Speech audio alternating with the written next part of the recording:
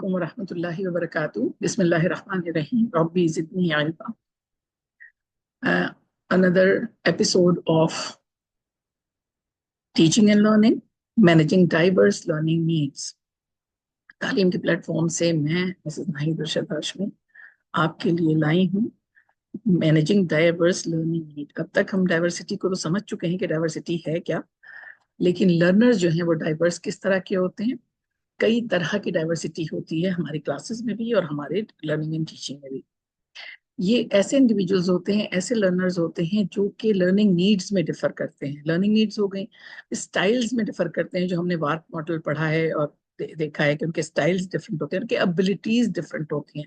हम जो पांचों उंगलियां बराबर नहीं होती का हम मुहावरा कह रहे होते हैं, वो बिल्कुल सही मुहावरा है कि अल्लाह ताला ने सबको डिफरेंट एबिलिटीज के साथ पैदा किया। अच्छा, उसके बाद और कुछ ऐसी चीजें होती हैं जो कल्चरल बैकग्राउंड होता है, लिंग्विस्टिक बैकग्राउंड होता है, और ट्रेडिशनली भी बच्चे जो हैं वो डिफरेंट होते हैं, लर्नर्स डिफरेंट होते हैं। हमें इस तमाम डाइवर्सिटी को लेकर चलना पड़ता है, उन चीजों को देखते हुए चलना पड़ता है। और अगर हम सिखाने वाले होते हैं तो हमें इन चीजों को के बारे में पता होना चाहिए कि हमको किस तरह we can meet the needs of those learners. जो भी हमारे सामने एडल्ट हैं, जैसे आप लोग, और या फिर बच्चे हैं, स्टूडेंट हैं, मिडिल स्कूल है, अपर प्राइमरी है, लोअर प्राइमरी है, प्री स्कूलर्स हैं, जो भी हैं, उनकी जो सोशियो इकोनॉमिक बैकग्राउंड्स होते हैं, कॉग्निटिव एबिलिटीज होती हैं, कल्चरल बैकग्राउंड्स होते हैं, लैंग्वेज प्रोफिशिएंसी होती है, फिजिकल या सेंसरी डिसेबिलिटीज होती हैं, पर्सनल लर्निंग प्रेफरेंसेस होती हैं, ये सारी की सारी डाइवर्सिटी में आ जाती हैं। एथनिक होती है, स्किन कलर के साथ होता है, ये सारी चीजें उसके अंदर आ जाती हैं। डाइवर्स लर्नर्स जो होते हैं उनको डिफरेंशिएटेड इंस्ट्रक्शनल अप्रोच की जरूरत होती है। इस पर हमारा एक सेशन है जो डिटेल में इस पर बात करता है। इस प्रोग्राम में इतनी डिटेल में बात नहीं हो सकती, लेकिन अगर आप सर्च करेंगे तो इंशाल्लाह आपको मिल जाएंगी ये चीजें जो हम बात करते हैं। हम ये क्यों करते हैं, डिफरेंशिएटेड इंस्ट्रक्शनल अप्रोचेस यूज करते हैं, ताकि उनकी जो एकेडमिक सक्सेस है वो हमारी हो जाए। जो डाइवर्स लर्नर्स होते हैं वो जो है, डाइवर्स लर्नर्स को वही सारी बातें हैं कि जेंडर उनके डिफरेंट हो सकते हैं, एथनिक बैकग्राउंड डिफरेंट हो सकता है, सोशियो इकोनॉमिक स्टेटस अलग अलग हो सकता है, डिफरिंग एबिलिटी लेवल्स अलग अलग होते हैं, लर्निंग स्टाइल्स अलग होते हैं। और किसी किस्म की अगर स्पेशली एबल है बच्चा तो जाहिर है कि वो बिल्कुल ही लर्नर तो बिल्कुल ही डिफरेंट है उसको करने से। हमारे साथ यूनिवर्सिटी में एक ब्लाइंड भी थे, तो उनके लिए खास तौर पे एक राइटर रखा जाता था एग्जाम्स में, ताकि वो उसको बताएं और वो लिखे। इस चीज को हमने अडॉप्ट कर लिया था अपने अदारे में भी, कि अगर किसी बच्चे का अनफॉर्चुनेटली अल्लाह के हुक्म से उसका हाथ टूट गया, लिख नहीं सकता, ये सीधे हाथ का मामला है, ये तकलीफ में है, तो हम उसको उसी के लेवल का राइटर प्रोवाइड कर देते हैं कि जो वो बोले वो लिख लिया जाए, ताकि उस बच्चे का इम्तहान यही चीजें ना हो। तो ये है हमें उसको केटर करना। कैरेक्टरिस्टिक्स ऑफ डाइवर्स लर्नर्स क्या है, क्या हम इसको देखते हैं।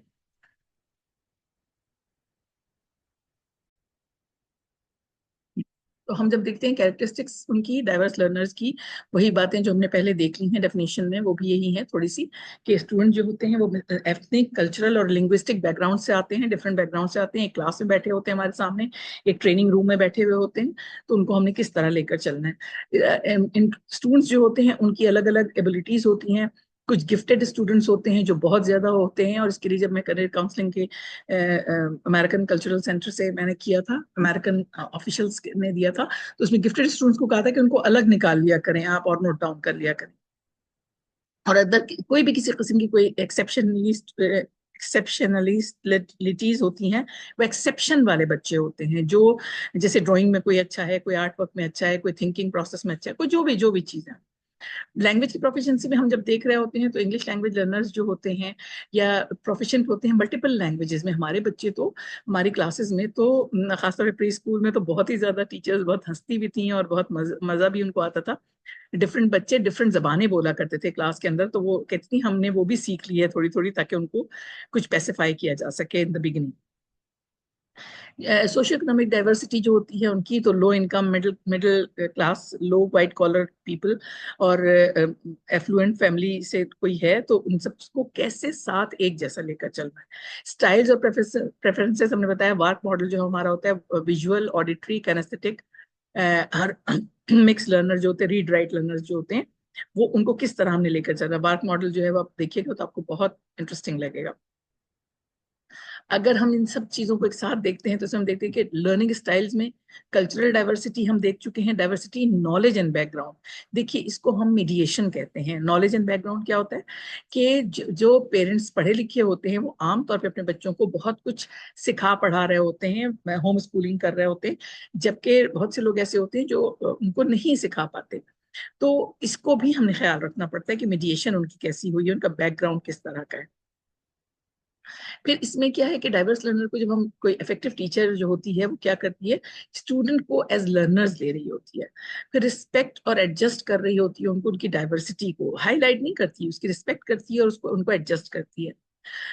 फिर उसके अलावा क्या करते हैं कि उनके लिए खास तौर पे सपोर्ट और स्पेसिफिक इंफॉर्मेशन भी लेना पड़ता है। हमें कहा जाता था कि आप उन बच्चों की फाइल पढ़ लें ताकि आपको अंदाजा हो जाए कि कितने सिबलिंग्स हैं, क्या मामला हैं, घर के क्या है, ये सब चीजें हम उनके फाइल के थ्रू हमें पता चल जाता था, तो हम उसी हिसाब से प्लान करते थे। फिर मीनिंगफुल जो है इंटरकल्चरल डायलॉग और एंगेजमेंट और इन सब चीज़ों को भी ख्याल रखना पड़ता है। जैसे कि हमारे जब पाकिस्तान डे होता था तो उसमें हम सारी चीज़ें जो है ना वो सारे सूबों की और सारी चीज़ें जो है हमारे प्रोविंसेस की और उन चीज़ों को हम लाते तो उनको भी अपने आप को शो करने का उसका मौका मिलता था। The teacher should be adaptable, flexible and responsive. ये तीनों क्वालिटीज जो है वो बहुत इंपॉर्टेंट है इफेक्टिव टीचिंग में। फिर ये कि स्टूडेंट्स जो हैं वो उनको इस ग्लोबलाइज्ड वर्ल्ड के लिए हमने तैयार करना है, ये इतना इंपॉर्टेंट फैक्टर नंबर 6 जो है कि हमने स्टूडेंट्स को जिंदगी के लिए तैयार करना है जो एक ग्लोबल विलेज में रहते हुए वो करते हैं। तो ये जो है वो हमारे पास इन सब चीजों को करने के लिए हमारी टीचिंग स्ट्रेटेजीज में क्या चीज एडेड होनी चाहिए, हमारी जो टीचिंग एंड लर्निंग प्रोसेस है उसमें क्या होना चाहिए, कि लर्निंग गोल्स हमारे वो होना चाहिए। उसमें हमारी कई एक्टिविटीज ऐसी होती हैं, शो एंड टेल, बहुत सारी चीजों के बच्चों को अल्फाज नहीं पता होते, टर्मिनोलॉजी नहीं पता होती, लेकिन उनको जब दिखाया जाता है तो उनको बात समझ में आ जाती है। फिर उनकी अंडरस्टैंडिंग को चेक करने के लिए माइंड मैपिंग होगी या क्वेश्चनिंग होगी या इस तरह का होगा। फिर जो न्यू लर्निंग होगी उसको समराइज भी किया जाएगा, अगर ग्राफिकल वे में, ये हम कर चुके हैं, ग्राफिक्स किस तरह हम इस्तेमाल कर सकते हैं। फिर प्रैक्टिस उनको बहुत ज्यादा दी जाएगी ताकि जो डिफरेंट बैकग्राउंड के बच्चे हैं उनको भी बहुत अच्छी तरह समझ में आ जाए। फिर ये कि स्टूडेंट्स को जो है वो फीडबैक जरूर देना है और पॉजिटिव फीडबैक होगा, और ये हम आगे नेक्स्ट वीक में हम करेंगे कि how to provide positive feedback. Flexible होना है ताकि अगर कभी कोई चीज में कोई टाइमिंग जो हमने सेट की हुई है उससे आगे पीछे भी हो सकता है। स्टूडेंट्स के का को कोलैबोरेशन और कोऑपरेशन सिखानी है, उनको साथ काम करवाना है। फिर ये कि ये जो है वो स्ट्रेटजीज हम डिफरेंट एक्टिविटीज यूज करने हैं, इंटरैक्टिव एक्टिविटीज यूज करनी है, सिर्फ कंटेंट नहीं पढ़ाना है। फिर मेटा कॉग्निशन को हमने उनके नर्चर करना है।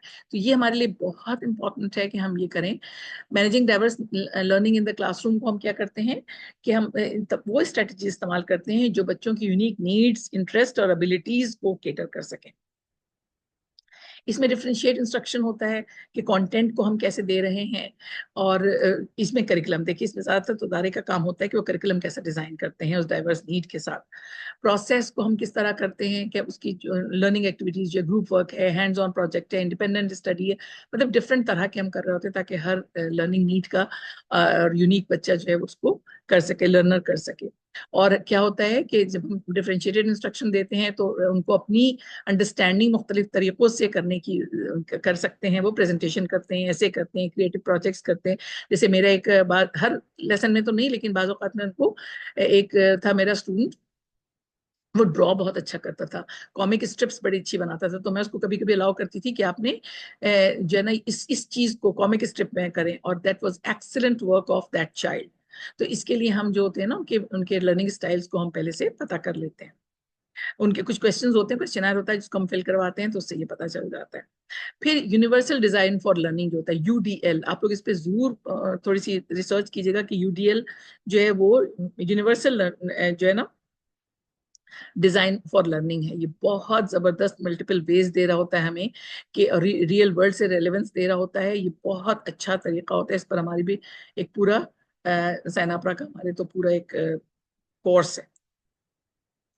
फिर टेक्नोलॉजी का फायदा उठाना है हमने, ऑनलाइन प्लेटफॉर्म्स इस्तेमाल करने हैं, मल्टीमीडिया को इस्तेमाल करना है, वर्चुअल पीयर कोलैबोरेशन उनसे करवाना है बच्चों से, जैसे कि हमारा डिस्कशन बोर्ड्स होते हैं या इस तरह होता है। फिर असेसमेंट और फीडबैक जो रेगुलरली होना चाहिए, फॉर्मेटिव असेसमेंट्स होने चाहिए, ये थर्ड वीक में हम करेंगे फॉर्मेटिव असेसमेंट के डिफरेंट वेज, दो इतना बहुत डिटेल में नहीं हो पाएगा लेकिन फिर भी हम करेंगे इंशाल्लाह।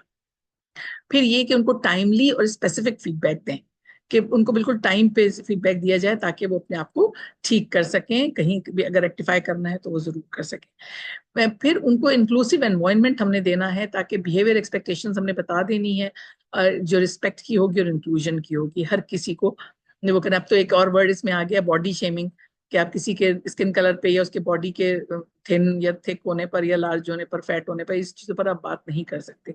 और बहुत अच्छी बात है ये, क्योंकि हमारे दीन में भी, इस्लाम में भी ये कहा गया है कि किसी की भी अगर आप शक्ल का मजाक उड़ाते हैं या गलत बात कहते हैं तो इसका मतलब है कि आपने मुसव्विर अल मुसव्विर अल्लाह ताला का मजाक उड़ाया, माज़अल्लाह मिन ज़ालिक, अल्लाह ताला हमसे दूर रखे।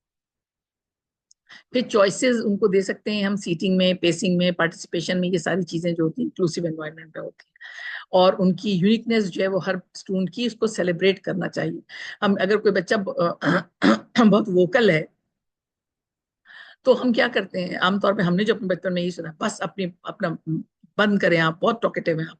जबकि हमने अब जो हमने सीखा है वो ये सीखा है कि यूनिकनेस जो है उस बच्चे की, उसको इसी काम में इस्तेमाल करना चाहिए। तो अगर हम ये सारी स्ट्रेटजीज को कंबाइन करेंगे और तो एक सपोर्टिव डायनेमिक क्लासरूम बन जाएगा जो कि वैरायटी ऑफ लर्निंग नीड्स वाले बच्चों को भी वो केटर कर सकेगा। और ये हमारे लिए बहुत अच्छा हो जाएगा। अल्लाह ताला हम सबको इस चीज़ की तौफीक अता फरमाए कि हमारे पास अगर डिफरेंट बैकग्राउंड्स के, लिंग्विस्टिक, एथनिक और बल्कि रिलीजन्स भी बैकग्राउंड के बच्चे हैं तो हम उनको किस तरह केटर करके चलेंगे, ये हमेशा इंक्लूसिव स्कूल्स में ट्रेनिंग भी होती है, सिखाया भी जाता है, और आपको हम ये बात सिखा रहे हैं इंशाल्लाह। इसमें लर्निंग स्टाइल्स एंड नीड्स भी आ गई, मोडालिटीज भी आ गई, ये सारी चीजें आ गई।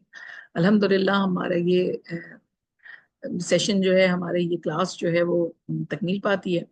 जज़ाकल्लाहु खैरन कसीरा, सुब्हानल्लाहि व बिहम्दिही, सुब्हानक अल्लाहुम्मा व बिहम्दिका, अशहदु अन ला इलाहा इल्ला अंता, अस्तगफिरुका व अतूबु इलैक।